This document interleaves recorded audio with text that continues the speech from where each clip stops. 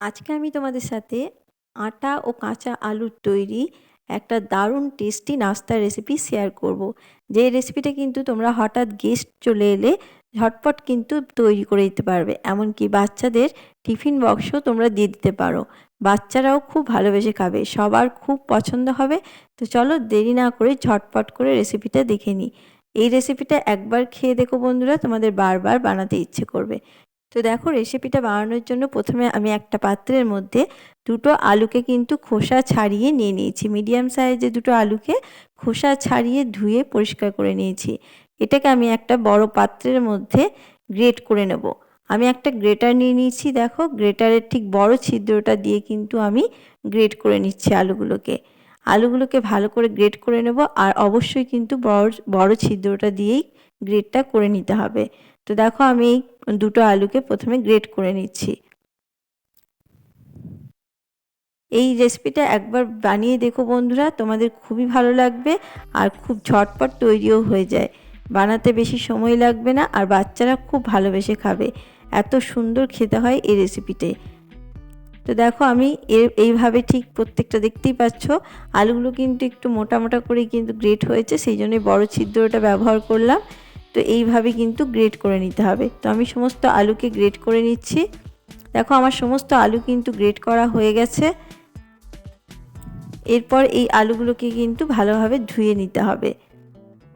প্রায় 2 থেকে 3 বার জল পাল্টে পাল্টে এটাকে ধুয়ে পরিষ্কার করে নিতে হবে। দিয়ে ভালোভাবে কিন্তু ছেঁকে জল ঝরিয়ে রেখে দিতে হবে।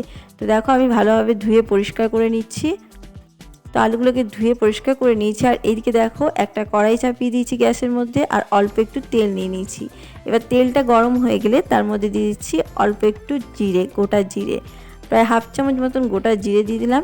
আর জিরেটা ভাজা হয়ে গেলে এরপর দিয়ে দিচ্ছি গ্রেট করা আদা। প্রায় 1 চামচ মতন গ্রেট করা আদা দিয়ে দিয়েছি। এবার আদাটাকে ভালোভাবে একটু ভেজে নেব। তো আদাটাকে আমি একটু ভেজে নিয়েছি। এরপর আমি এখানে দিয়ে দিচ্ছি দেখো হলুদের গুঁড়োটা দিলাম। তারপরে দিয়ে দিচ্ছি অল্প লাল লঙ্কার গুঁড়ো, অবশ্যই ঝালটা বুঝে দেবে।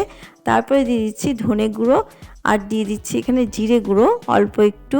এরপর সমস্ত মশলাটাকে আমি একটু ভাজা ভাজা করে নেব এবং কাঁচা গন্ধ যাওয়া অবধি কিন্তু এটাকে নাড়াচাড়া করে ভেজে নেব। মশলাগুলোকে প্রথমে একটু ভেজে নিচ্ছি যাতে কাঁচা গন্ধটা চলে যায়। তো দেখো, এই মশলাগুলো কিন্তু ভালোভাবে কিন্তু ভেজে নিয়েছি আমি। তো মশলাগুলো ভাজা হয়ে গেছে। এরপর এখানে আমি দিয়ে দিলাম অল্প একটু ধনেপাতা কুচি। তো দেখো, ধনেপাতা কুচিটা দেওয়ার পরও এবার মশলার সাথে একটু মিশিয়ে নিচ্ছি। তো ধনেপাতা কুচিটাকে আমি ভালোভাবে মিশিয়ে নিলাম। এরপর দেখো, যে গ্রেট করা আলুটা রেখেছিলাম সেটাকে ভালোভাবে কিন্তু চিপে জল ঝরিয়ে নিয়েছি। সেই আলুটাকে আমি এখানে দিয়ে দিলাম। এরপর আলুটাকে ভালোভাবে মশলার সাথে একটু কষিয়ে নিতে হবে, একটু ভাজা ভাজা করে নিতে হবে। এর মধ্যে এখন কোনো জল দেব না, খানিকক্ষণ একটু ভাজা ভাজা করে নেব এবং মশলার সাথে মিশিয়ে নেব। তো একটু নাড়াচাড়া করতে করতে কিন্তু এটা ভাজা ভাজা হয়ে যাবে। তো এইভাবে কিন্তু নাড়াচাড়া করে নিতে হবে। দেখো, আমি এটাকে নাড়াচাড়া করে একটু ভাজা ভাজা করে নিচ্ছি। তার মধ্যে আমি এখানে দিয়ে দিলাম স্বাদ মতন লবণ আর অল্প একটু চিনি। চিনিটা কিন্তু স্কিপ করলেও হবে, আমি চিনিটা দিলাম যাতে কিন্তু ব্যালেন্সটা খুব ভালো থাকবে এবং টেস্টটাও খুব ভালো হবে। তো একটু নাড়াচাড়া করে আরও একটু ভেজে নিচ্ছি। তো দেখো, আমি কিন্তু এবার আলুটাকে একটু ভাজা ভাজা করে নিয়েছি। এরপর আমি এখানে দিয়ে দিচ্ছি চাট মশলা। এখানে আমি অল্প একটু চাট মশলা দিয়ে দিচ্ছি। এই চাট মশলাটা দিলে কিন্তু বেশ মুখরোচক তৈরি হবে। আর দেখো, সবশেষে দিয়ে দিচ্ছি এখানে গরম মশলার গুঁড়ো। এরপর ভালোভাবে কিন্তু এই আলুটার সাথে মিশিয়ে নিচ্ছি ভালোভাবে। তো দেখো, আলুটার সাথে আমি ভালোভাবে মিশিয়ে নিলাম। এরপর আমি এখানে দিয়ে দেব জল। এখানে আমি 1 কাপ মতন জল ব্যবহার করছি। তো দেখো, 1 কাপ জল আমি এখানে দিয়ে দিলাম। দিয়ে এরপর একটু সামান্য ফুটিয়ে নেব। খুব বেশিক্ষণ কিন্তু ফোটানোর প্রয়োজন নেই, অল্প সময় একটু ফুটিয়ে নিলে কিন্তু হয়ে যাবে। যেহেতু আলুগুলো খুবই ঝিরিঝিরিভাবে কাটা গ্রেট করা আছে, সেহেতু কিন্তু বেশিক্ষণ ফোটানোর দরকার নেই, তাহলে কিন্তু খুব গলে যাবে। খুব গলে গেলেও হবে না, একটু নরম হয়ে গেলে কিন্তু হয়ে যাবে। তো দেখো, একটু ফুটিয়ে নিচ্ছি। এটা আমার ফোটানো হয়ে গেছে। এরপর সেই কাপ মেপেই কিন্তু আমি দিয়েছি 1 কাপ মতন আটা। এখানে আমি 1 কাপ আটা দিয়ে দিলাম। এরপর ভালোভাবে কিন্তু মিশিয়ে নেব। আর অবশ্যই কিন্তু এখানে গ্যাসের আঁচকে লো করে দিতে হবে, লো না করলে কিন্তু এই যে আটাগুলো সেগুলো কিন্তু দলা পাকিয়ে যাবে। তো অবশ্যই গ্যাসের আঁচকে লোতে রেখে আমি এবার এটাকে ভালোভাবে কিন্তু একটা ডোয়ের মতন করে নেব। দেখো নাড়তে নাড়তেই কিন্তু একটা ডোয়ের মতন হয়ে যাবে। এটা নাড়তে নাড়তেই দেখবে একটা পুরো শুকনো শুকনো হয়ে গেছে এবং প্রায় প্যান থেকে ছেড়ে দিচ্ছে। দেখে বুঝতেই পারছো নিশ্চয়ই, পুরো একদম কড়াই থেকে ছেড়ে দিয়েছে আর একটা ডোয়ের মতন তৈরি হয়ে গেছে। এইভাবে নাড়তে নাড়তে একটু ভালোভাবে কিন্তু শুকিয়ে এলে এটা পুরো রেডি হয়ে যাবে। তো দেখো এটা পুরো ডোয়ের মতন যখন হয়ে যাবে তখন কিন্তু গ্যাসের আঁচকে অফ করে দেবো। তো দেখতেই পাচ্ছ এটা কিন্তু একটা ডো তৈরি হয়ে গেছে। এরপর আমি এটাকে নামিয়ে নিচ্ছি, নামিয়ে ঠান্ডা করে নেব। তো দেখো এটা কিন্তু আমার ঠান্ডা হয়ে গেছে। হাত দিয়ে যেহেতু নাড়তে পারছি, তো হালকা গরম থাকলেও কোনো অসুবিধা হবে না। এইভাবে কিন্তু ঠান্ডা করে নিয়ে কিন্তু করে নেবে, তাহলে ভালো তৈরি হবে। তো দেখো খুব সুন্দরভাবে কিন্তু কোনো রকম হাতে লাগছে না, দেখে বুঝতেই পারছো। ঠিক এইভাবে করে নিতে হবে। এরপর এটাকে আমি এখানে বেলে নেব। বেলে নেওয়ার আগে আমি এখানে একটু তেল লাগিয়ে নিচ্ছি। অবশ্যই কিন্তু তেলটা লাগিয়ে নিতে হবে। তেলটা লাগানোর পরে এই যে বড় দেখছো গোলটা পুরো লেচিটা, এই লেচিটা এখানে দিয়ে দিচ্ছি। দেওয়ার পরে এটাকে আমি এবার বেলে নেব। প্রথমে হাতের সাহায্যে একটু চেপে নিলাম, এরপর বড় একটা রুটি আমি বেলে নেব। একটু বড় করে এটাকে বেলে নিতে হবে।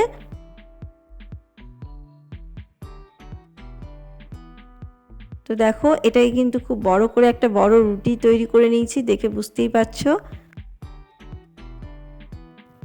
এটাকে আমি বেলে নিয়েছি। এরপর ছুরির সাহায্যে চারপাশ আমি কেটে দেব। চারপাশ ঠিক চৌকো শেপ আমি করে নেব। এগুলোকে বাদ দিয়ে দেবো, বাদ দিয়ে কিন্তু ফেলে দেবো না, এটাকে আমি আবারও একটা করে নেব। তো এগুলোকে দেখো পুরো চারপাশ কেটে নিচ্ছি, কেটে আমি একটা চৌকো শেপ দিয়ে নিচ্ছি। তো দেখো চারিদিক সমানভাবে কিন্তু একদম কেটে নিয়েছি। এবার এই পাশের অংশগুলোকে আমি সরিয়ে নিচ্ছি। এটা দিয়ে কিন্তু আবারও তৈরি করা যাবে।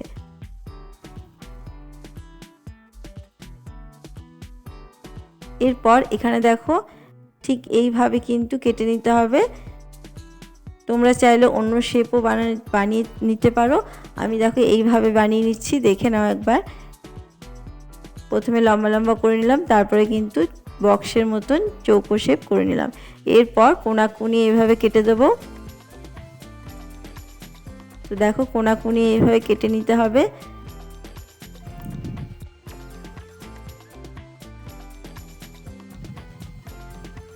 তো সমস্তগুলো আমি ঠিক একইভাবে কেটে নিচ্ছি। তো দেখো সমস্ত কিন্তু আমার কাটা হয়ে গেছে। এরপর একে একে তুলে তোমাদেরকে দেখিয়ে দিচ্ছি, ঠিক এইভাবে শেপটা কিন্তু তৈরি হয়ে যাবে। তো দেখো একটাকে তুলে নিলাম, দিয়ে দেখো এইভাবে হাতের সাহায্যে একটু ভালোভাবে শেপটা ঠিক করে নেবে, তাহলে কিন্তু হয়ে যাবে।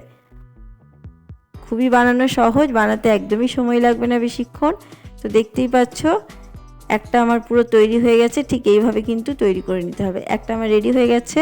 এইভাবে তোমাদেরকে আমি আরও একটা করে দেখাচ্ছি। দেখো এই যে এইভাবে তুলে নিতে হবে, দিয়ে একটু হাতের সাহায্যে শেপগুলোকে ঠিক করে নিতে হবে, তাহলে কিন্তু তৈরি হয়ে যাবে।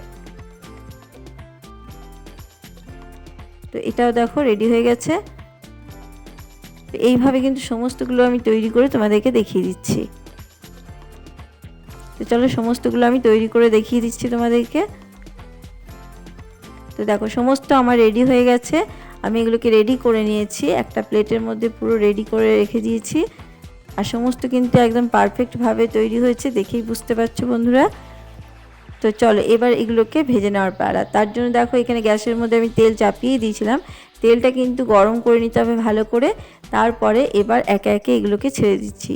আর গ্যাসের আঁচকে মিডিয়ামে রেখে কিন্তু এগুলোকে ভেজে নিতে হবে। প্রথমে গ্যাসের আঁচকে মিডিয়ামে রেখে এগুলোকে হাত দেবে না।